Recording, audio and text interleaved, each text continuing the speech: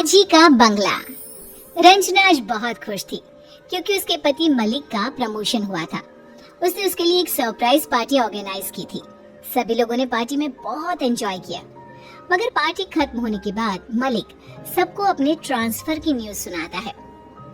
आप लोगों के साथ यहाँ पुणे में रहकर मुझे बहुत खुशी हुई, मगर अब जब मेरा ट्रांसफर लखनऊ हो गया है तो आप सबसे गुजारिश है कि अपना प्यार हमेशा मुझ पर ऐसे ही बनाए रखना, और जब भी लखनऊ आओ मुझसे मिलने जरूर आना।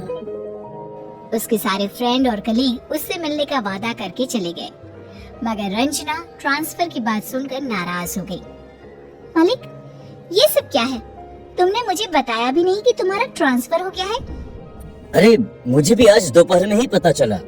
ऑफिस में लोगों ने मेरे लिए फेयरवेल पार्टी रखी थी, मगर तुम परेशान मत हो, यहाँ पर तो हम एक फ्लैट में रहते हैं।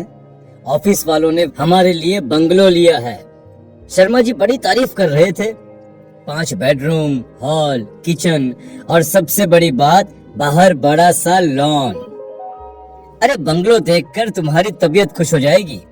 और रही पैकिंग की बात, तो तुम सिर्फ अपने कपड़े पैक कर लो, बाकी सब ऑफिस वाले पैक करवा कर वहाँ पर अनपैक करवा रहे हैं। और तुम्हें क्या चाहिए? ये सब सुनकर रंजना ने गहरी सांस ली, मगर उसकी परेशानी की वजह कुछ और थी। बाकी सब तो ठीक है मलिक, मगर मेरी जॉब का क्या? वहाँ पर सब कुछ कैसे मैनेज होगा? यहाँ बच्चे और मेड सब कुछ सेट है, वहाँ पर नए सिरे से मैनेज करना कैसे हो पाएगा? एक बार को मुझे वहाँ लखनऊ ब्रांच में ट्रांसफर मिल भी जाए, मगर मैं काम कैसे कर पाऊंगी?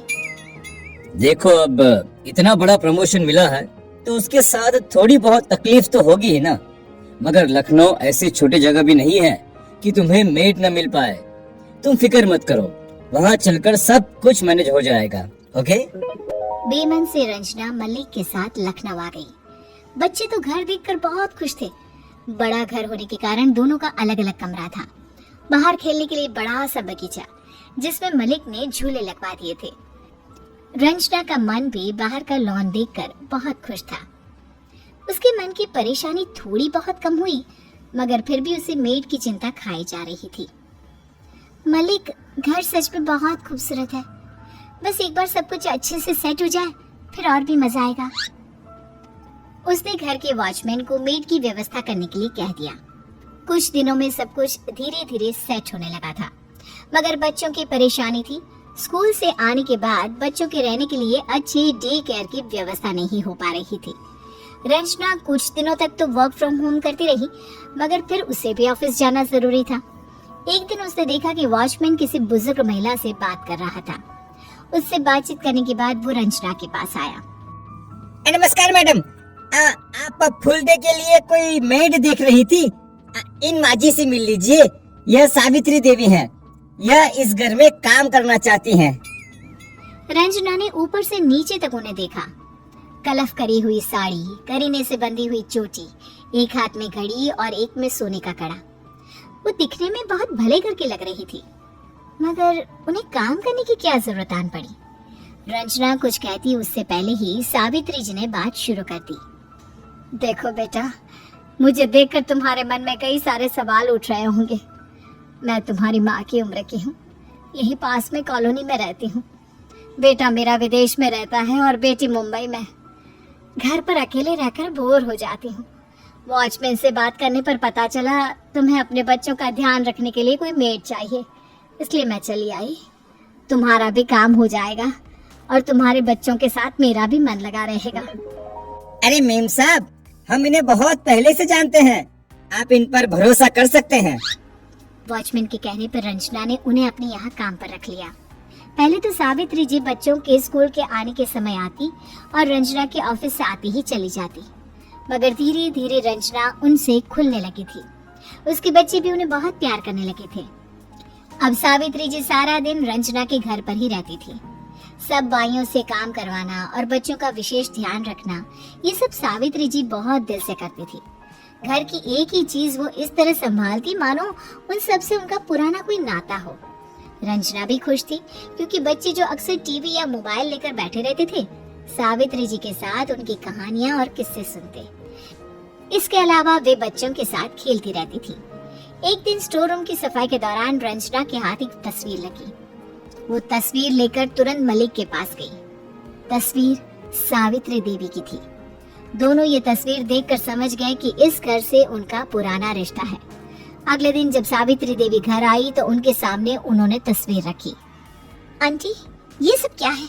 इतना बड़ा धोखा! आपने हमें गुमराह रखा। अपनी तस्वीर को रंजना के हाथों में देखकर सावित्री जी की आंखों में आंसू आ गए। बड़ी मुश्किल से उन्होंने आंसुओं को रोका। आपने सही समझा, कभी ये घर मेरा था। अपने पति के साथ जब गांव छोड़कर पहली बार लखनऊ आई थी तो मेरी आंखों में भी खुद के घर का सपना था। पति ने अपनी मेहनत, ईमानदारी से अपने व्यापार को बढ़ाते हुए जल्द ही मेरे सपने को साकार कर दिया। और इस घर में उन्होंने मेरा 2 बच्चों के साथ नई दुल्हन की तरह गृह प्रवेश करवाया था। उससे बस एक ही उम्मीद थी, इस घर से मेरी अर्थी उठे। मगर शायद नियति को ये मंजूर नहीं था। बेटे ने धोखे से ये घर अपने नाम करा लिया और मुझे वृद्धाश्रम में छोड़कर वापस विदेश चला गया। तब से रोज इस घर को देखने जरूर आती थी, मगर ये घर हमेशा बंद रहता था। उस दिन जब ये घर खुला देखा तो मुझसे रहा नहीं गया और मैंने वॉचमैन से बात कर इस घर में नौकरी करने का सोच लिया। उनकी बातें सुनकर रंजना का दिल पसीज गया, मगर मलिक नाराज था। माना कि आप इस घर से वापस जुड़ना चाहती थी, मगर आपने वॉचमैन को ऐसा क्या कहा कि उसने आपके लिए कहा कि वो आपको जानता है? बेटा, वॉचमैन ने गलत नहीं कहा था। वो मेरे घर में काम करने वाली गुलाबों का बेटा है। बचपन से मेरे घर आता जाता था। उसे पता है इस घर से मेरा क्या रिश्ता है। सारी सच्चाई जानने के बाद भी मलिक उन्हें घर में रखने के लिए तैयार नहीं था, मगर रंजना ने उसे समझाया। मलिक, यदि सावित्री जी इस घर में रहना चाहती है तो मुझे कोई बुराई नजर नहीं आती। आखिर उन्होंने ना सिर्फ हमारे बच्चों का ध्यान रखा है, बल्कि हमारे बच्चों में हर वो अच्छी आदत डालने की कोशिश की है जो उनकी दादी नानी डालने की कोशिश करती।